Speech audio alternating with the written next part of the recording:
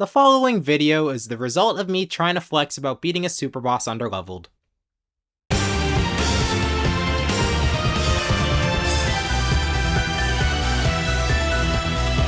Deltarune's ending soon. Don't shoot the messenger, jeez. The penultimate chapter is slated for next year, and Chapter 5 is seemingly the last lighthearted traditional one in the saga. I think that's why several parts of it have a conclusive feel. It's the one Susie and Noelle become official. It's where the weird route reaches a climax. It's where several Light World subplots reach a climax. It's where the egg hunt ends. And it's where the Shadow Crystal hunt ends. Undoubtedly one of the more popular things to do, with the variety and challenge the crystal holders bring. I bet people raise an eyebrow if they see someone not fighting any of them. Hell, Chapter 4 raises an eyebrow if you avoid its crystal holder. Getting them all could even be considered a selling point of Deltarune itself. Bound to be at least some people who think so.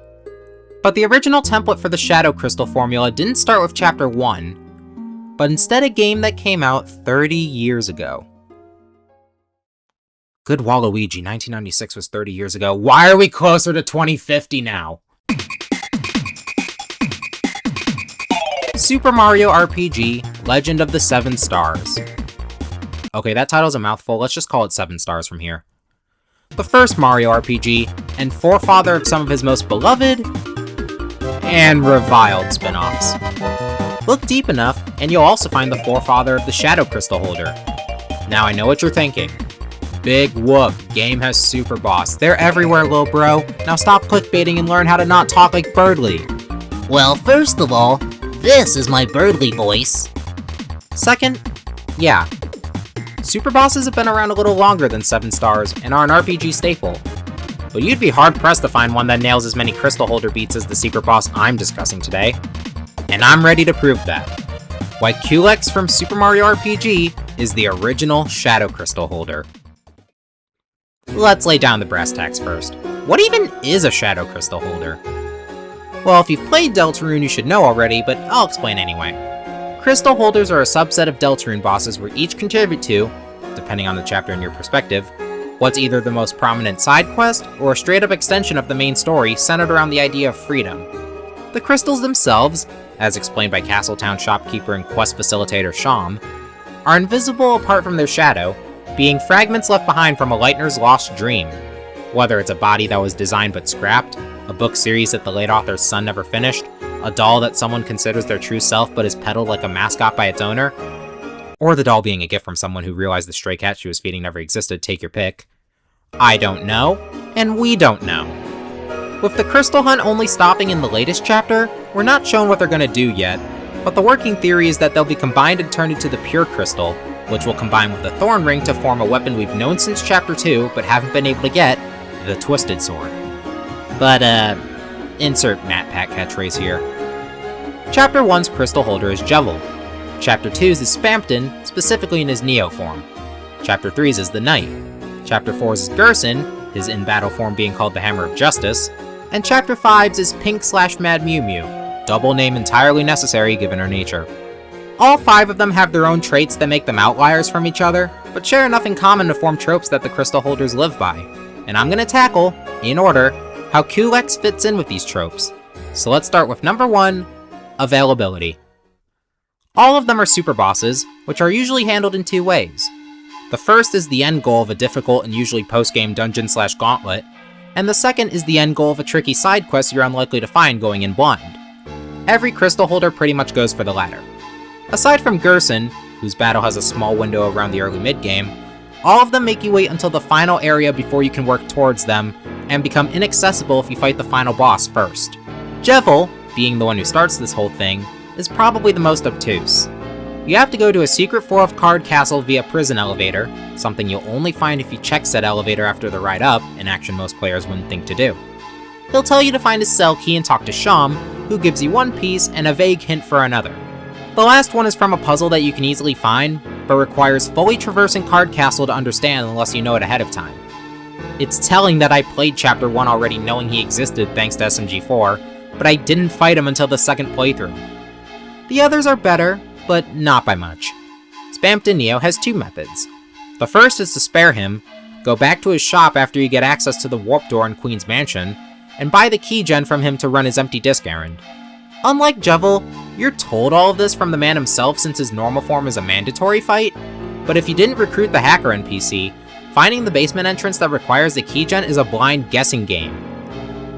Plus, the teacup is one of the hardest parts of the game, let alone Chapter 2. Option 2 is the weird route, where he supplants Queen and becomes the final boss. The weird route. Enough said.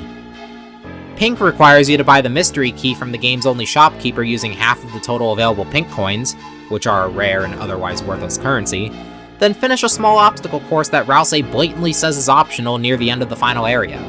Gerson sort of skirts the line.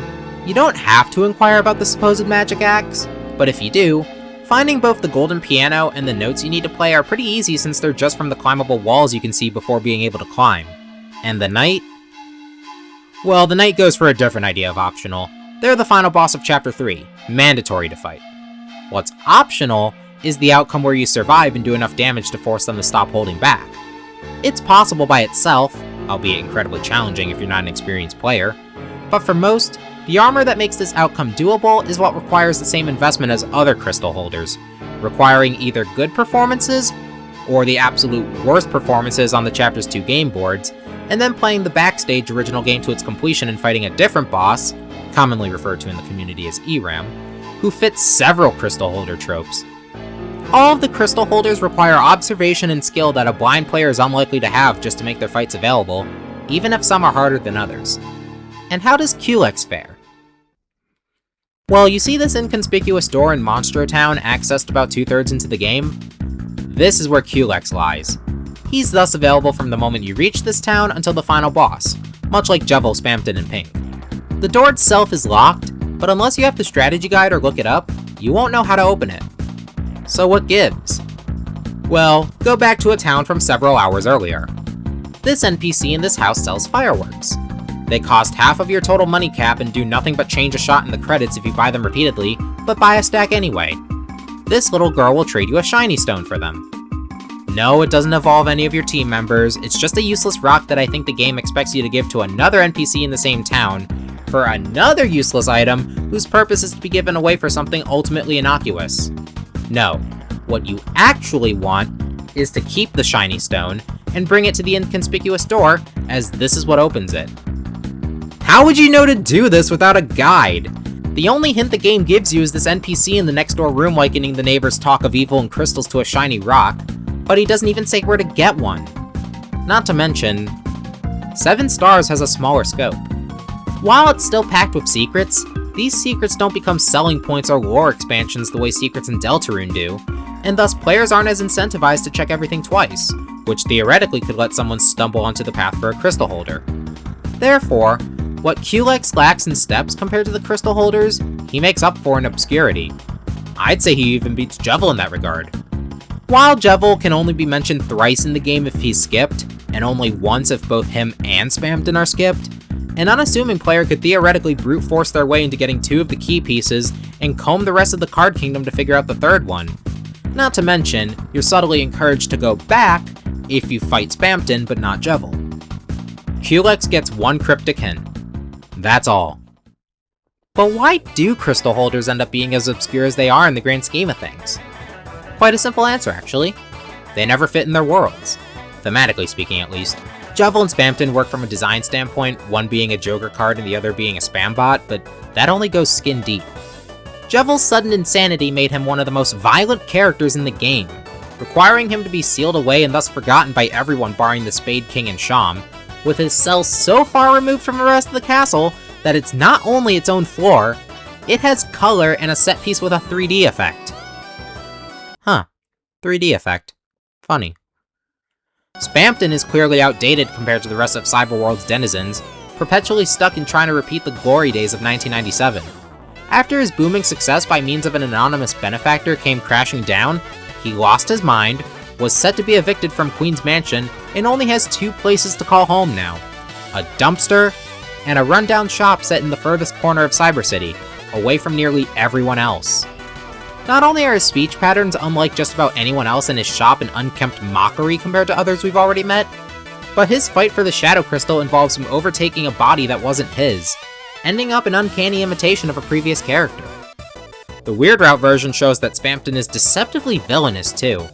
I'm talking a guy with a weaker moral compass than nearly every other character Toby's written, and unlike the empathy-starved Flowey or the mindless Titans, Spamton is completely conscious and willing in the heinous acts he pulls. The other three are a lot more blatant. Gerson is a Darkner with his appearance and memories patterned after a dead guy, the first and so far only being of this nature we ever see, and yet is somehow the closest thing the Dark Sanctuary has to an authority figure. His battle is also a moment of brevity in what's otherwise the darkest chapter so far. Mad Mew Mew, despite taking on the name Pink to fit in and being seen as Orange's big sister, is a doll who hopelessly tries to pass off as a flower. She also becomes the first and so far only Lightner-Darkner hybrid mid-battle, though her tone isn't too far removed from the rest of Chapter 5. The Knight... Do we even have a place the Knight truly fits in? They're Anomaly incarnate, so wrong that their servant feels sick just looking at them. Bonus points for being a surprise final battle in a world very distinctly TV, where the cheerful ending is slashed apart from them like Tenna's arms. Every crystal holder, whether it's from position or their very nature, is an outlier for their worlds. And Culex? Being an outlier is his entire modus operandi.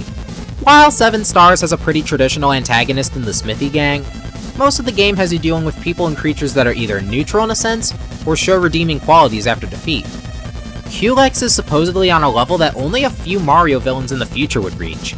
He describes himself in the Japanese script as a timeless overlord of pure evil, someone who would be a scarier threat than Smithy if he wasn't tied down by his physical makeup. Oh hey, what a segue. His presentation! Culex is the opposite of Tenna, a 2D sprite modeled after typical Yoshitaka Amano design features with a shrunken overworld sprite, in a game that's pre-rendered to simulate a 3D effect during a time when everyone was shifting to 3D. The remake emphasizes this even further by keeping him a 2D sprite in a game with the power to be an actual 3D, and his wish, a lost dream unless you choose to fulfill it by the way, is to assume a 3D form, something he'll only get to do if you nab the remake exclusive extra shiny stone after some boss rematches in the post-game. Even if he was rendered identically to the rest of the world, on what planet is this a normal character design for Mario? The crystal holders, even though they don't fit in when present, still have a reason to be there and don't stray too far in appearance philosophy. Culex doesn't just match them in this category, he exceeds them. So you take the time to find the crystal holders and absorb how they clash with their worlds. Time to fight now! This one can be a bit more subjective since difficulty in itself is subjective, but I think it's safe to call all of these the most challenging fights in their chapters. I mean, that's what super bosses are for, to give the player willing to go beyond what's expected for them a challenge unlike any other in the game. The only other boss that I think compares is ERAM, who doesn't use the same gameplay. Jevil runs so many circles around King that he's generated wind strong enough to blow his cape off. Spamton Neo outpacing Queen is by design if the Weird Route is any clue. The Knight not only asserts dominance over Tenna as their first on-screen action, but is initially presented as a forced loss like Bowser's first fight in the original Paper Mario. Ignoring ERAM, the Knight is still the hardest fight in the game so far, and that's just getting its health down to 70%. Gerson holds back the entire fight and still manages to be far harder than the Titan, and he knows it. The distance between Pink and Flowery is a bit smaller, but not by that much. It's like comparing college algebra to high school algebra instead of elementary school math. Each crystal holder is a trial that can take several attempts on your first playthrough. They all did for me, and I've played each chapter front and back enough to do things that you shouldn't unless you're a no-life, a YouTuber, or a no-life YouTuber. And Culex somehow makes the distance between King and Jevil look tiny. 7 Stars is an entry-level RPG, and one of the easiest ones Mario has had.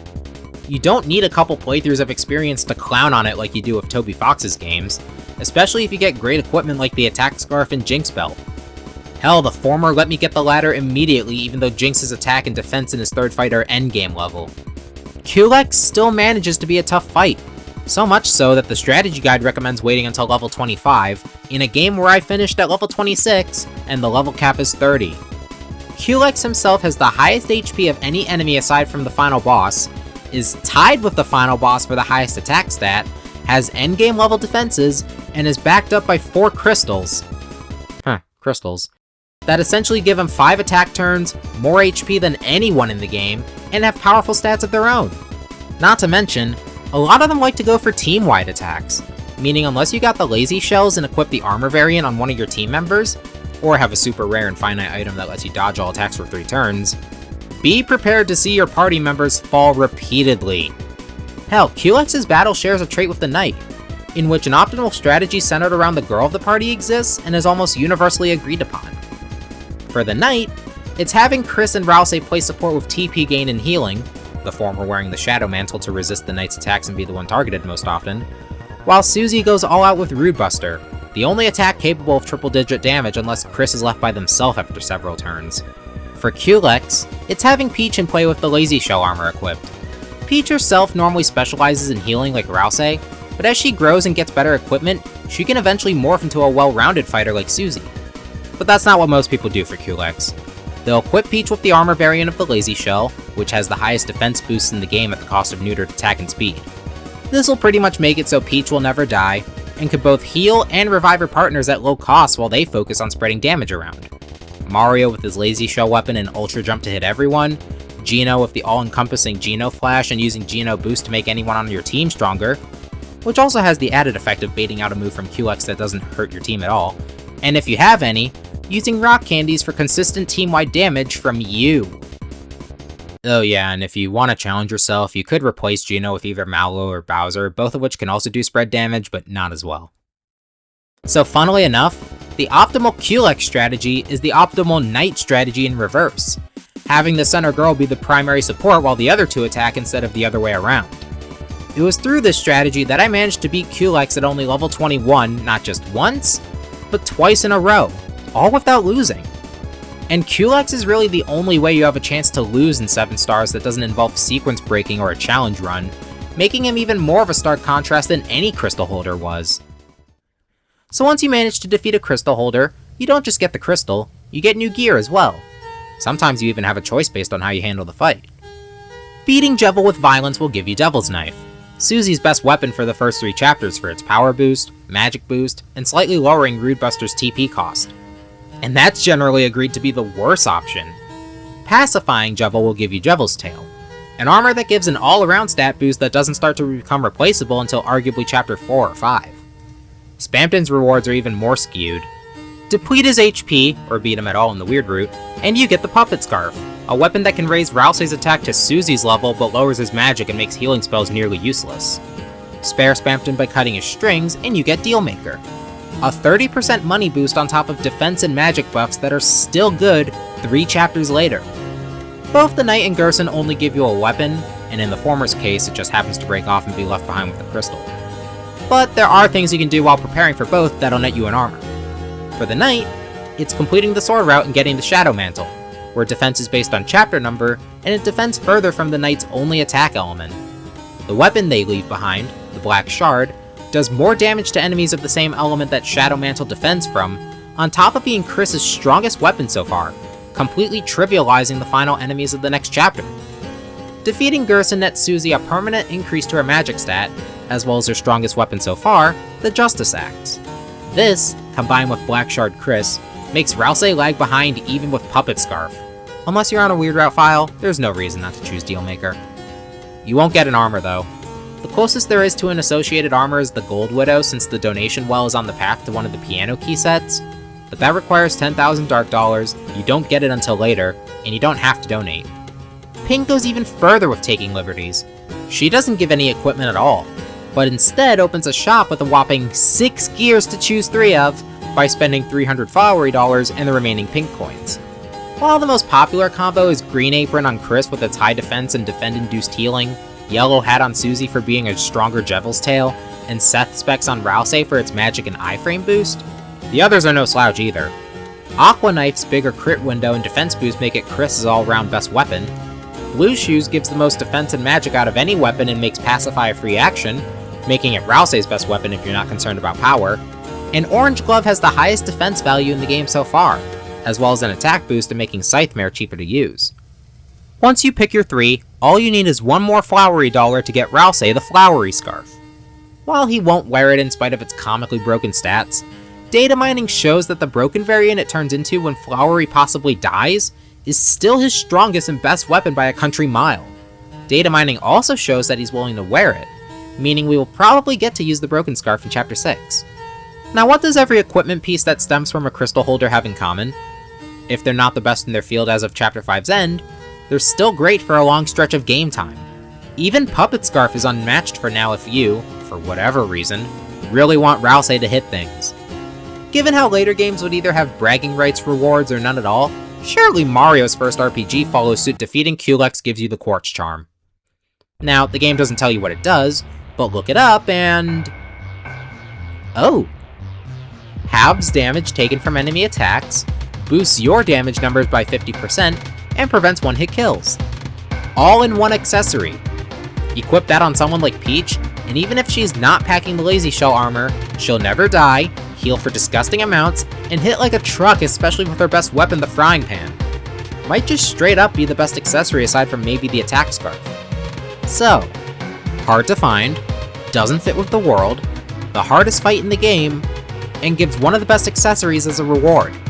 Do I even need to keep going anymore? Well, guess what? I will. There's one more trait shared among crystal holders I want to highlight. I'm not talking about the central ties to the idea of freedom and how each holder interprets it. That's pretty much strictly a Deltarune thing, and the closest Culex gets on that front is saying in the English version that in another world, another game, he could have been a sworn enemy instead of a one-time sparring partner. But hey, leaning on the fourth wall is pretty consistent with the freedom discussion, right? No, I'm talking about how every crystal holder takes after another game. Toby is pretty open about how blatant he is with shoutouts and references. They get increasingly obvious with each crystal holder. Jevil starts off pretty self-contained, but his voice clips are, according to Toby himself in Fangamer's Chapter 1 stream, a reference to the Joker character from an N64 fighting game called Fighter's Destiny. Spammed in Neo's direct allusions are kinda cheating since both him and Mettaton were made by Toby, but some lines from defeating him violently reference Yu-Gi-Oh!, SpongeBob, and in the weird route, Kmart. Kmart? The Knight carries some Earthbound motifs, fitting given Toby's roots. The ambient track that follows their appearance is titled Breath, and the ambience on the lead up to the Devil's Machine in Earthbound is referred to as Gygus' breathing. The star attacks look like PK Starstorm, the black knife resembles a baseball bat for a few seconds, and the flavor text of Susie or Rousey Go Down quote the games directly, word for word. Two of Gerson's Red Soul attacks, the Pinball Shell and the Hammer Storm, bring to mind Green Shells and Hammer Brothers from... well, look who it is. Pink expands upon the Purple Soul's functions to model some attacks after Bomberman and Tempest, jumps like a Sonic character, something I didn't even notice until I was writing this, and the presence of bombs brings to mind a groundwork dating sim called Tokimeki Memorial. On top of that, having a sudden dating sim sequence in a game that's part RPG and part action platformer is reminiscent of Francis from... well, look who it is! Some are more obvious than others, but all crystal holders carry allusions to other games or media. Culex is a floating Final Fantasy reference, and it's all on purpose. I mean, both were made by the same developers, of course it would be. The English version has him say he was sent to fight for the Dark Mage, a callback to the series' Black Mage class. His overworld sprite is a shrunken representation of him, something that's only shared by Valentina. His design is reminiscent of Kefka, the villain of Final Fantasy VI, and to a lesser degree Golbez, the villain of Final Fantasy IV. Speaking of Final Fantasy IV, that's his boss theme. The one from Final Fantasy IV, just remixed slightly. The crystals that Culex uses against you are themed after fire, water, earth, and wind, just like the ones you collect in the original game. And upon defeating him, you get the classic victory jingle. Everything about Culex evokes that of Square's flagship franchise, to the point where Toby wishes he could make that blatant a shout-out. Allow me to loop back for a bit with that. I thought I was going to have to stretch the boundaries of what it means to be a Shadow Crystal holder when I made this connection. This even started life as a short. But as I kept digging, I found that Culex doesn't just check off all the big crystal holder boxes, he surpasses them. He's more obscure without a guide than most of them. He's more out of place than all of them. He's several levels harder than the rest of the game. He encourages a certain strategy like some crystal holders do, and beating him gives you one of the best accessories like how crystal holders often have the best gear. But you know what? Now that I've made all these connections, I'm not all that surprised. The Super Boss as we know it has some fuzzy origins, but oftentimes it's attributed to either Night Terror from the 1988 Wasteland, or Warmech from the original Final Fantasy in 1987. Square is a forefather of RPGs, and may just be the forefather of Super Bosses. The more things change, the more they stay the same. As different as these two games are, the fundamentals of a Super Boss, their presentation, and the effort that goes into them remain identical. Square, through Culex, invented the Shadow Crystal Holder years before Deltarune was even conceived, without even knowing it. And knowing Toby, I don't doubt that this crossed his mind too. You think Jovel's gonna have a rematch the way Culex does in the remake?